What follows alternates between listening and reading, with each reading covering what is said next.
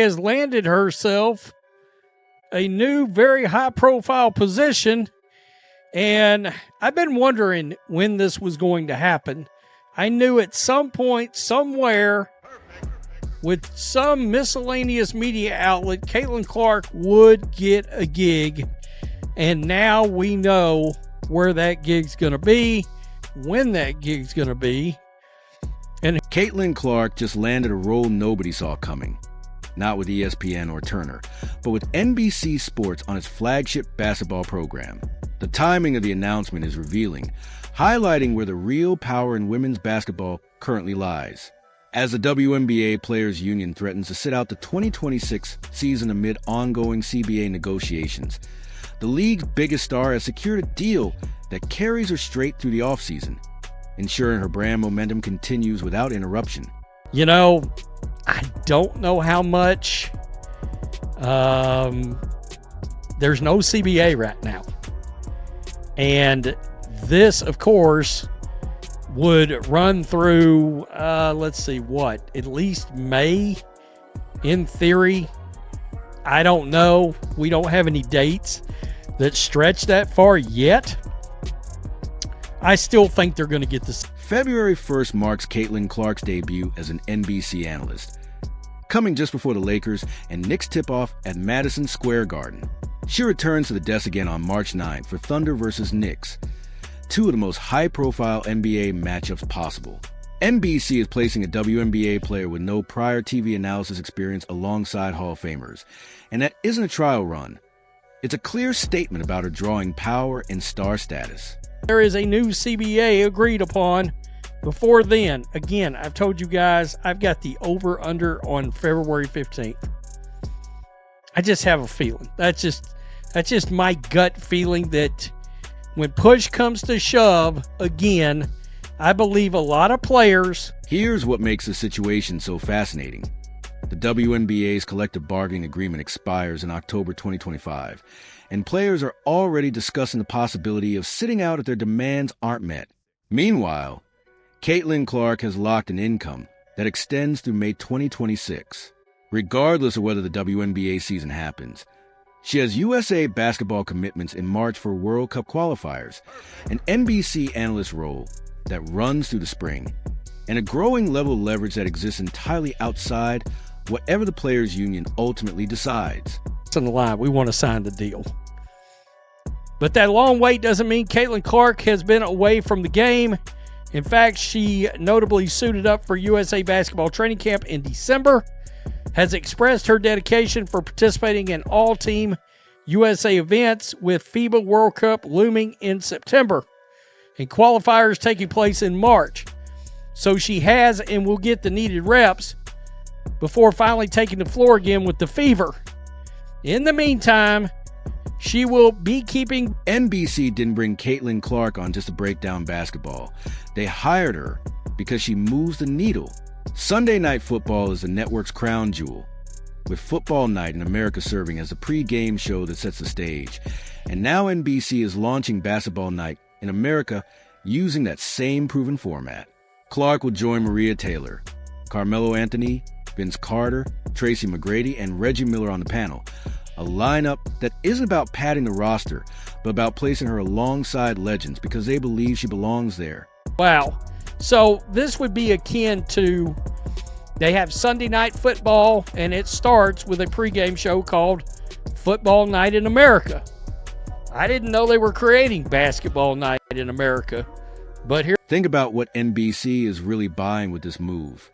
The network has secured NBA broadcasting rights beginning with the 2025-26 season, and is also airing WNBA games. And now the one player capable of bridging both audiences is officially part of their team. Caitlin Clark can draw casual fans into women's basketball, while also pulling women's basketball fans into NBA coverage. This isn't just about her elite basketball IQ. It's about her rare ability to make people care. Despite his limited role, simply having Jordan as part of the coverage created buzz. NBC is surely hoping Caitlin Clark's involvement will do the same.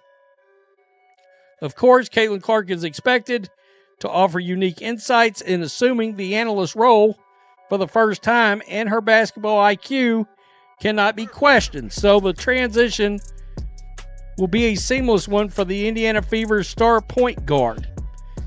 NBC will also have WNBA coverage for the upcoming 2026 season, so Caitlin Clark will surely appear. Sam Flood, NBC's executive producer, called Caitlin Clark one of the most captivating players and dynamic scorers in basketball. Not women's basketball, but basketball, period. And that wording matters because it signals exactly how NBC intends to position her. She isn't being framed as a novelty or diversity hire, but as someone who understands the game at the highest level and can clearly communicate it to viewers.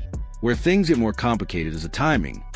Clark's injury ended her 2025 season in July, and the 2026 WNBA season isn't scheduled to begin until May, creating a potential 10-month gap if the season even happens.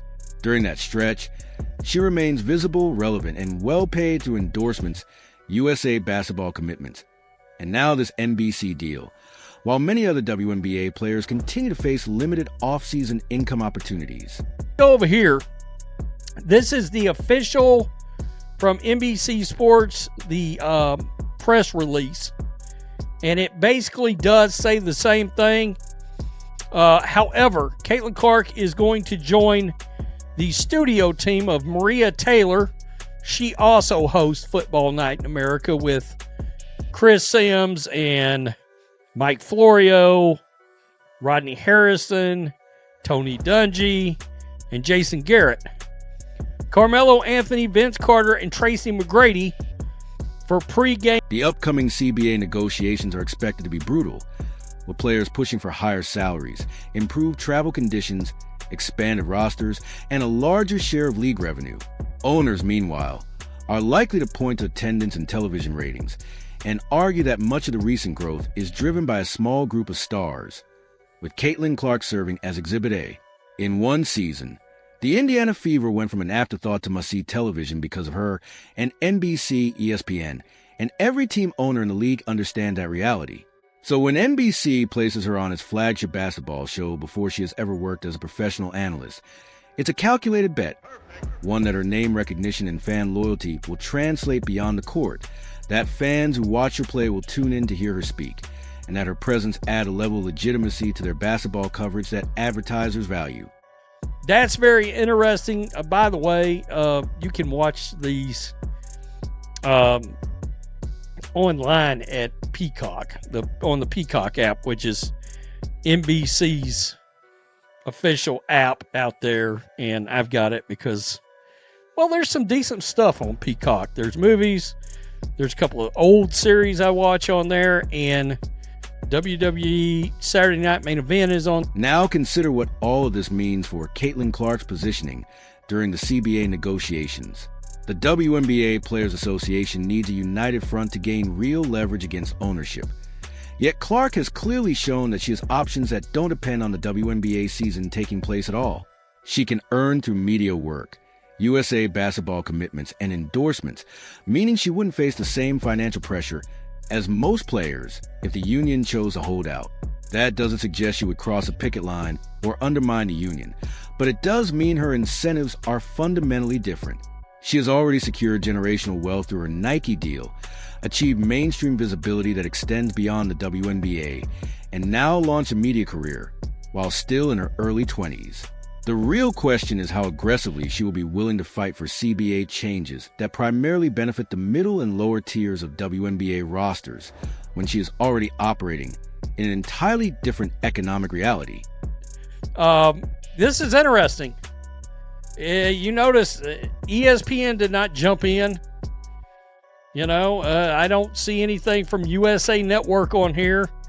I mean, pretty safe to say they wasn't going to put her on a panel with Elle Duncan, I wouldn't think. Who knows? I mean, you never know with media outlets. Here's what NBC is really doing with this hire. They're creating content insurance. If the WNBA season is delayed or canceled because of CBA negotiations, they still have Caitlin Clark featured on their basketball programming discussing the NBA. If the season goes on as scheduled, they already have the league's biggest star embedded in their broadcast ecosystem, giving them leverage when it comes to negotiating WNBA coverage. And if she proves to be a natural on camera, which seems likely given her comfort in high-pressure moments, They potentially develop a media personality who could carry programming for the next 2 decades. The comparison to Michael Jordan is telling but incomplete. When NBC featured Jordan, it was largely symbolic, focused on buzz and credibility rather than in-depth analysis. Clark, however, is being positioned very differently, with scheduled appearances tied to specific games and a seat alongside an established panel expected to deliver real insight. She's doing this while still an active player, offering perspective retired analysts can't replicate. But that also brings intense pressure.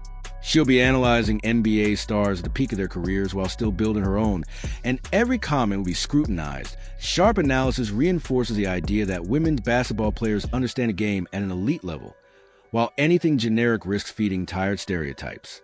There's no neutral outcome here. Every appearance matters.